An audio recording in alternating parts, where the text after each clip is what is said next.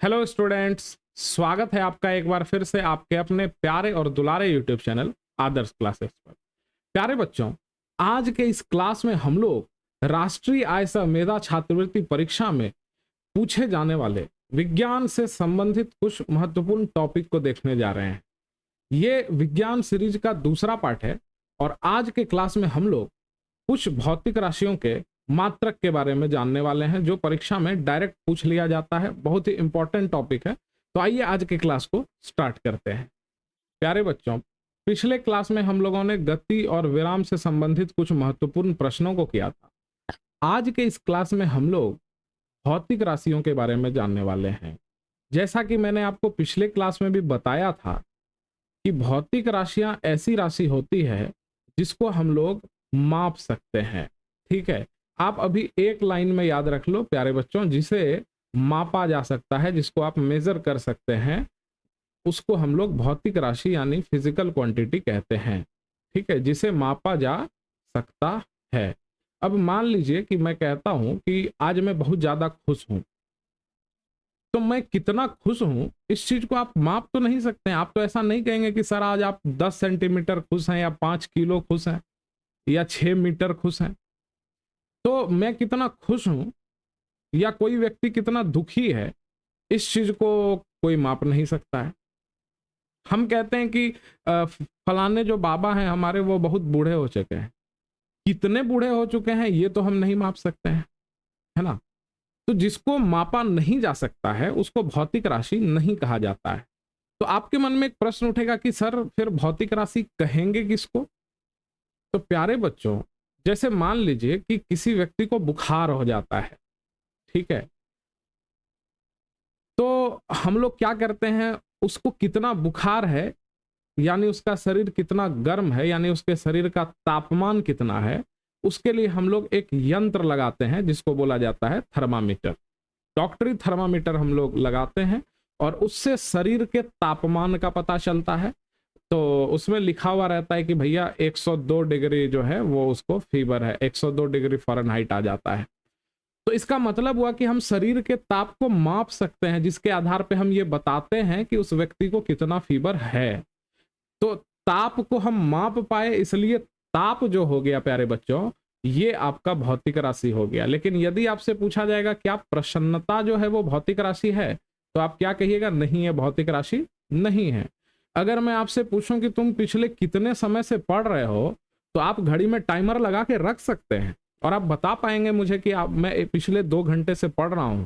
इसका मतलब समय जो है इसको हम माप सकते हैं, इसलिए समय जो है ये भी एक कौन सी राशि है, भौतिक राशि है। यदि मैं आपसे पूछूं कि आपके पास जो छड़ी है उसकी लंबाई कितनी है, तो आप स्केल का यूज करके या मेजरमेंट टेप जो फीता आता है उसका यूज करके आप उस छड़ी की लंबाई बता सकते हैं। तो मैं ये कह सकता हूं प्यारे बच्चों कि लंबाई जो है वह एक भौतिक राशि है। अगर मैं पूछूं कि आप जिस बाइक को चला रहे हैं उसकी स्पीड कितनी है, तो उस गाड़ी के अंदर स्पीडोमीटर में देख के आप बता सकते हैं कि मैं अभी 60 किलोमीटर प्रति घंटे के स्पीड पे हूं। तो मैं ये कह सकता हूं कि चाल जो है वो भौतिक राशि है।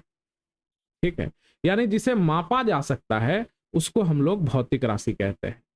एक लाइन में आप डेफिनेशन लिख लीजिएगा। जब मैं आपको एक क्लास करा रहा हूं तो प्लीज आप अपने साथ एक नोटबुक और एक पेन लेके बैठें और कुछ चीजें जैसे मैं बोल रहा हूं तो आप उसको भी नोट कर लें। इससे आपका समझ ज्यादा डेवलप होगा, विकसित होगा।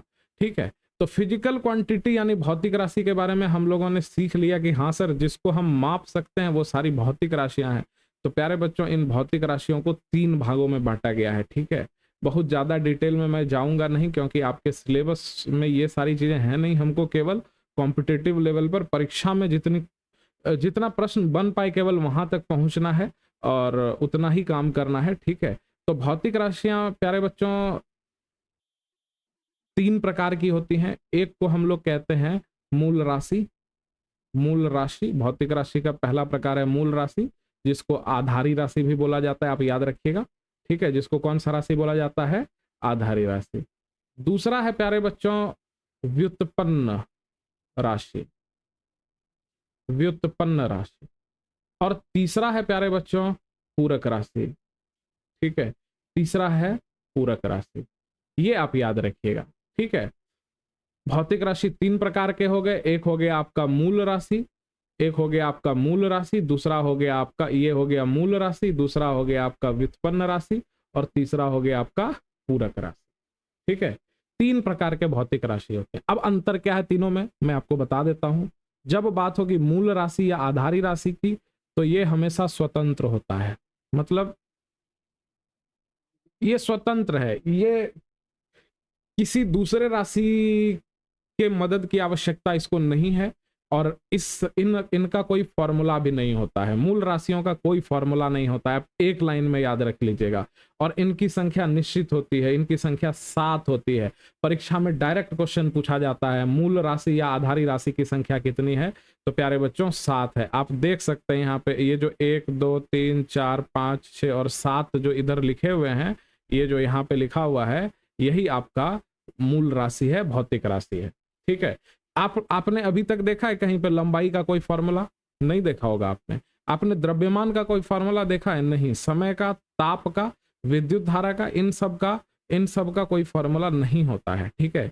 ये सभी आधारी राशियां हैं, ये स्वतंत्र है, ये अपने आप में स्वतंत्र है, और इनकी संख्या 7 है। ना तो कभी 7 से कम होंगी, ना 7 से ज्यादा होंगी, ये फिक्स्ड होते हैं। उसी तरह से पूरक राशियों की संख्या जो है प्यारे बच्चों, वो 2 होती है। पूरक राशियों की संख्या कितनी होती है? 2 होती है। व्युत्पन्न राशि प्यारे बच्चों बहुत सारे हो सकते हैं, इसकी गिनती नहीं है, लेकिन मूल राशियों की संख्या 7 होती है और पूरक राशियों की संख्या 2 होती है, ये आप याद रखेंगे। यहाँ देखिए ये 2 जो लिखे हुए हैं, ये 2 पूरक राशि, और बाकायदा ये आपको याद भी करना पड़ेगा, ये आपको रटा हुआ होना चाहिए। आपसे क्वेश्चन पूछ देगा निम्नलिखित में कौन मूल राशियां हैं, ठीक है, या कौन मूल राशि नहीं है। तो अब आपको 3 ऑप्शन दिए रहेंगे मूल राशियों के और एक चौथा, तो आपको याद रखना भी जरूरी है, ठीक है।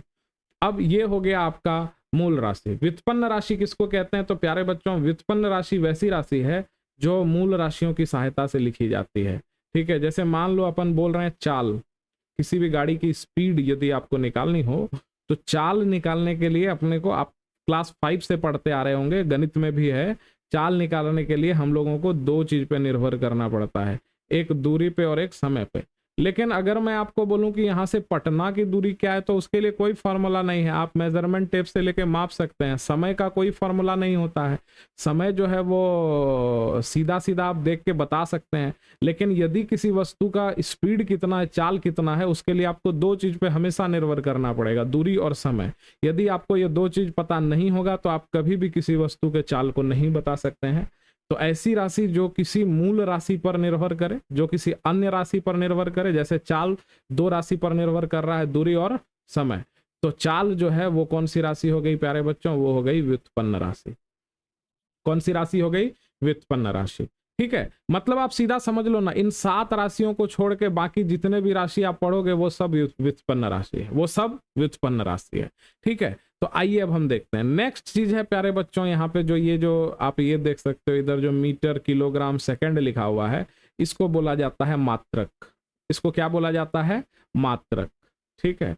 आइए, इसको बोला जाता है मात्रक। मात्रक क्या होता है प्यारे बच्चों? मात्रक एक ऐसा मानक होता है, एक ऐसा स्टैंडर्ड होता है, ठीक है, जिसका उपयोग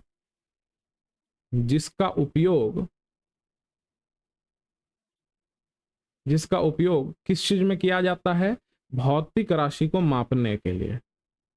भौतिक राशि को मापने के लिए किया जाता है। एक ऐसा स्टैंडर्ड है प्यारे बच्चों जिसका उपयोग भौतिक राशि को मापने के लिए किया जाता है। आप सुबह सुबह जब उठते हैं और आप जब ब्रश करते हैं, तो अपने ब्रश पे जो आप कॉलगेट लगाते हैं, आपके हर दिन का मेजरमेंट है कि आप उतना ही कॉलगेट लेंगे। आपके घर में जब सुबह सुबह चाय बनती है, जब आपकी मम्मी चाय बनाती हैं, तो उस चाय में प्रतिदिन कितना दूध पड़ना है, कितना पानी पड़ना है, कितना चीनी पड़ना है, कितना पत्ती पड़ना है, ये उनके माइंड में फिक्स है। तो वो एक मेजरमेंट है, उनके पास एक मापन है कि उतना ही उतना ही वो चीनी, उतना ही दूध देके वो क्या करेंगी? चाय बनाएंगे, ठीक है। लेकिन भौतिक राशियों को मापने के लिए कोई वैज्ञानिक तरीका तो होना चाहिए, क्योंकि अगर इस तरीके से हम लोग मेजर करेंगे अनुमान लगा करके अगर हम लोग किसी भी चीज का मापन करते हैं तो वो डिफरेंट हो सकता है। मान लीजिए कि जमीन आप जब खरीदने जाते हैं तो कोई व्यक्ति आपको जमीन डेग में नाप के बेच देता है। डेग मतलब वो जितने चलेगा पैर से, 1 डेग, 2 डेग, 3 डेग, वो बोलेगा कि भैया 10 डेग चल लिया, ये हो गया आपका 1 कट्ठा। दूसरा व्यक्ति उससे ज्यादा लंबा है, तो लंबा आदमी जब डेग मारेगा तो उसके पैर लंबे होंगे तो वो डेग बड़ा मारेगा, तो वो जब 10 डेग मारेगा तो वो छोटे आदमी से ज्यादा दूर चला जाएगा।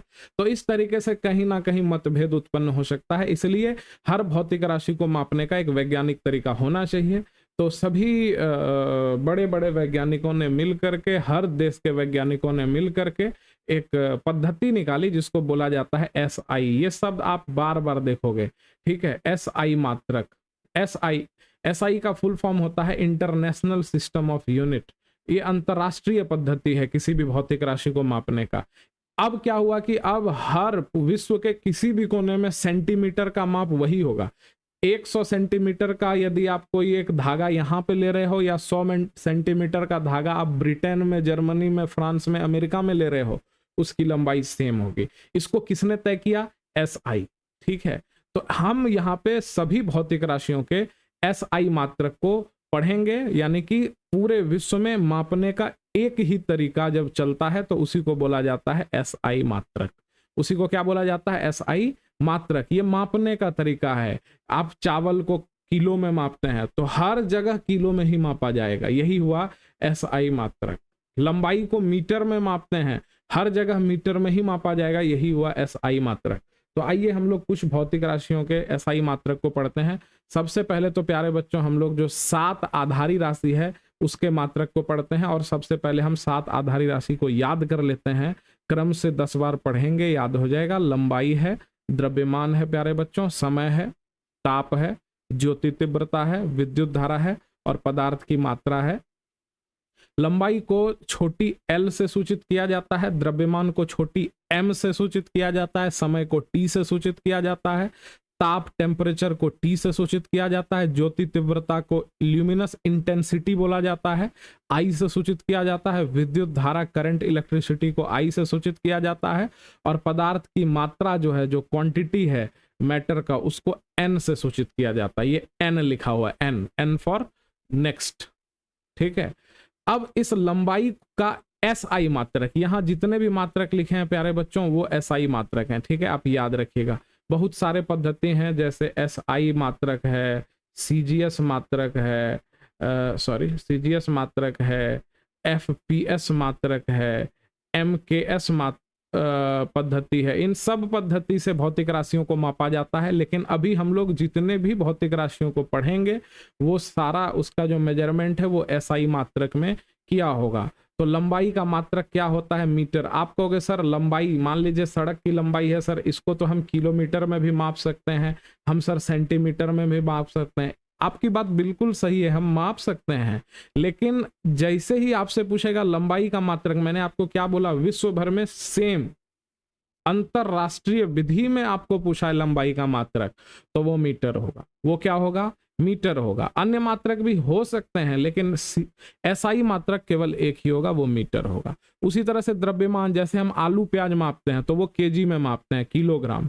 समय का SI मात्रक सेकंड होता है, मिनट भी होता है, घंटा भी होता है, लेकिन SI मात्रक सेकंड ही होगा, वो अन्य मात्रक हो जाएंगे। ये हो गया आपका। ताप, टेम्परेचर को किस में मापा जाएगा? केल्विन में। आप कहोगे सर ताप को तो सेल्सियस में शुरू से मापते आए, हमको पता है पानी 100 डिग्री सेल्सियस पे उबलने लगता है। सर शरीर के तापमान को तो फॉरेनहाइट में मापते हैं, 98 डिग्री फॉरेनहाइट, 101 डिग्री फॉरेनहाइट। सब बातें सही है, लेकिन SI मात्रक केल्विन ही होगा, आपको यही रटना पड़ेगा सबसे पहले, ठीक है। ज्योति तीव्रता का SI मात्रक कैंडेला होता है, जिसको CD से दिखाते हैं। विद्युत धारा का SI मात्रक एम्पियर होता है प्यारे बच्चों, और पदार्थ की जो मात्रा होती है उसका SI मात्रक मोल होता है। ये एक प्रकार का संख्या को प्रदर्शित करता है, कौन? मोल, ठीक है। तो पदार्थ की जो मात्रा है उसका SI मात्रक मोल होता है। इसको आप कॉपी में नोट कर लेंगे और याद करेंगे प्यारे बच्चों। पूरक राशियां हैं, पूरक राशियों में 2 ही राशियां हैं, एक है समतल कोण, एक है घन कोण। समतल कोण का SI मात्रक रेडियन होता है और घन कोण का SI मात्रक स्टेरेडियन होता है, ठीक है। तो हम लोगों ने क्या क्या देखा, हम लोगों ने सबसे पहले देखा भौतिक राशि, ऐसी राशि जिसको मापा जा सकता है, भौतिक राशि कहलाता है। 3 भाग में बटा होता है प्यारे बच्चों। एक को बोला जाता है आधारी राशि या मूल राशि, इसकी संख्या 7 होती है। एक को बोला जाता है पूरक राशि, इसकी संख्या 2 होती है। बचे हुए जितने भी राशि हैं उनको व्युत्पन्न राशि बोला जाता है। और ये बहुत सारे होते हैं, ठीक है, ये बहुत सारे होते हैं। व्युत्पन्न राशि को किसकी सहायता से लिखा जाता है? आधारी राशि या पूरक राशि की सहायता से लिखा जाता है। चलिए अब हम लोग आगे कुछ और भौतिक राशि जो आपके परीक्षा के दृष्टिकोण से इंपॉर्टेंट है उसके बारे में पढ़ने वाले हैं प्यारे बच्चों। सबसे पहले है दूरी, और दूरी का जो मात्रक का मतलब यहाँ है SI मात्रक। दूरी का जो मात्रक है वो मीटर होता है। हम जो दूरी मापते हैं किलोमीटर में भी मापते हैं, लेकिन SI मात्रक क्या होगा प्यारे बच्चों? मीटर, ठीक है। SI मात्रक क्या होगा? मीटर। अब एक बात आप समझिए, कुछ इंपॉर्टेंट फॉर्मूला वो भी आप नोट करते चले जाइएगा। दूरी का फॉर्मूला होता है चाल गुना समय, दूरी का फॉर्मूला होता है चाल गुना समय, ठीक है। दूसरा है विस्थापन, विस्थापन भी दूरी का भाई है, इसका SI मात्रक भी मीटर ही होता है, जिसको छोटी m से प्रदर्शित करते हैं। यदि आपसे पूछा जाए कि विस्थापन का फॉर्मूला क्या होता है, तो प्यारे बच्चों वेग गुना समय होता है, वेग गुना समय होता है। चाल जो है उसका SI मात्रक होता है मीटर प्रति सेकेंड, मीटर प्रति सेकेंड। और चाल का जो फॉर्मूला होता है प्यारे बच्चों वो होता है दूरी बटा समय। चाल बराबर क्या होता है? दूरी बटा समय। चाल का ही एक भाई है वेग, वेग का SI मात्रक होता है मीटर प्रति सेकेंड। तो वेग का फॉर्मूला क्या हो जाएगा प्यारे बच्चों? ये फॉर्मूला देखिए, एक याद करेंगे, मान लीजिए आपको ये फॉर्मूला याद है, तो ये तो रहा वेग, वेग को छोड़ के जो गुना में समय है उसको भाग में ला दीजिए, फॉर्मूला क्या बन जाएगा? विस्थापन बटा समय। पांचवा और बहुत इंपॉर्टेंट है प्यारे बच्चों, त्वरण का SI मात्रक क्या होता है? मीटर प्रति सेकेंड स्क्वायर होता है, मीटर प्रति सेकेंड स्क्वायर होता है। तो मीटर प्रति सेकेंड स्क्वायर को शॉर्ट फॉर्म में m/s स्क्वायर भी लिखा जाता है, ठीक है प्यारे बच्चों। एक बात और मैं आपको यहाँ पे समझा दे रहा हूं, इधर कॉर्नर में आप एक बार ध्यान दे दीजिएगा। मान लीजिए कि त्वरण का SI मात्रक लिखा हुआ है प्यारे बच्चों मीटर प्रति सेकेंड स्क्वायर, तो इसको हम ऐसे भी लिख सकते हैं, मीटर प्रति का मतलब होता है प्यारे बच्चों बटे, प्रति का मतलब होता है बटे। तो मैं इस सेकंड को बटे के ऊपर ले जाना चाहता हूं, एकदम इत्मीनान से लाइए। अंतर क्या होगा? इसके ऊपर जो पावर होगा उसका चिन्ह बदल जाएगा, यानी यदि प्लस में है तो वो ऊपर जाकर के माइनस हो जाएगा। तो हम इस मीटर प्रति सेकेंड स्क्वायर को, मीटर प्रति सेकेंड स्क्वायर को इस तरीके से भी लिख सकते हैं, ठीक है। क्षेत्रफल का प्यारे बच्चों होता है मीटर स्क्वायर, या इसको हम लोग वर्ग मीटर भी कहते हैं।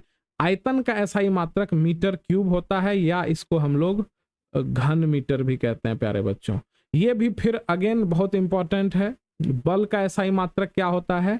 न्यूटन, या ये आप याद रखिएगा केजी मीटर प्रति सेकेंड स्क्वायर, ठीक है। बहुत भारी चीज नहीं है, याद हो जाएगा। कैसे याद करेंगे? तो बल का फॉर्मूला होता है प्यारे बच्चों द्रव्यमान गुना त्वरण, द्रव्यमान गुना त्वरण। अभी तुरंत आप देखिए, द्रव्यमान का SI मात्रक सर हम लोगों ने पढ़ा केजी, और त्वरण का SI मात्रक सर अभी आपने पढ़ा है, इंपॉर्टेंट है, मीटर प्रति सेकेंड स्क्वायर। तो ये देखिए यही तो है बल का फॉर्मूला, केजी मीटर प्रति सेकेंड स्क्वायर। चलिए नेक्स्ट क्वेश्चन है प्यारे बच्चों, हम जो कार्य करते हैं उसका SI मात्रक जूल होता है। कार्य का ही एक भाई है ऊर्जा, उसका SI मात्रक भी जूल होता है। शक्ति, आपका जो सामर्थ्य है उसका SI मात्रक वाट होता है। आपको कुछ चीजों को याद करना पड़ेगा। विद्युत धारा का SI मात्रक एम्पियर होता है।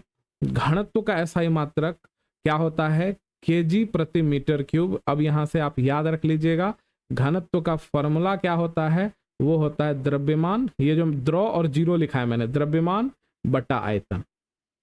तो अब अगर आपको फॉर्मूला याद है तो आप यहां से भी क्या कर सकते हो प्यारे बच्चों, फॉर्मूला से भी मात्रक निकाल सकते हो। सर अभी आपने यहां पढ़ाया द्रव्यमान का SI मात्रक केजी होता है, तो यहां भी द्रव्यमान है तो अपन केजी लिख लेंगे सर, ठीक है। और उसके बाद हम लोग क्या करेंगे, आयतन है सर, आयतन का फॉर्मूला अभी तुरंत हम लोगों ने पढ़ा है यहाँ सर मीटर क्यूब, तो हम लोग यहाँ मीटर क्यूब लिख देंगे। अब सर ये बटे का मतलब ही हो जाता है, यहाँ पे सर आपने पढ़ाया बटे का मतलब ही हो जाता है प्रति, तो ये हो जाएगा केजी प्रति मीटर क्यूब, जो सर आपने यहाँ लिखा है हम लोगों को बिल्कुल समझ में आ गया। आगे बढ़ जाइए। कोणीय वेग, आपको बहुत इसको समझना नहीं है, रट लेना है, रेडियन प्रति सेकेंड होता है। आवृत्ति का एसआई मात्रक हर्ट्ज होता है, हर्ट्ज। संवेग का एसआई मात्रक केजी मीटर प्रति सेकेंड होता है। अब फिर इसका फॉर्मूला भी इंपॉर्टेंट है, इसलिए मैं लिख दे रहा हूं। संवेग बराबर होता है द्रव्यमान गुना वेग, द्रव्यमान गुना वेग। चलिए, द्रव्यमान पढ़ ही लिया है हम लोगों ने, एसआई मात्रक किलोग्राम होता है। आवेग का एसआई मात्रक न्यूटन सेकेंड होता है। इसका भी फॉर्मूला मैं आपको बता देता हूं। आवेग बराबर होता है बल गुना समय, बल गुना समय। तो प्यारे बच्चों, बल का एसआई मात्रक न्यूटन और समय का सेकंड, तो न्यूटन सेकंड यहाँ पे लिखा हुआ है। दाब, ये भी अगेन इंपॉर्टेंट है, इसका एसआई मात्रक होता है पास्कल। अगर आपसे दाब का फॉर्मूला पूछे तो ये भी इंपॉर्टेंट है। दाब बराबर होता है बल बटा क्षेत्रफल, बल बटा क्षेत्रफल। ठीक है, नेक्स्ट आगे बढ़ते हैं। विद्युत प्रतिरोध का एसआई मात्रक ओम होता है। विभवांतर का एसआई मात्रक वोल्ट होता है। ज्योति फ्लक्स का एसआई मात्रक ल्यूमेन होता है।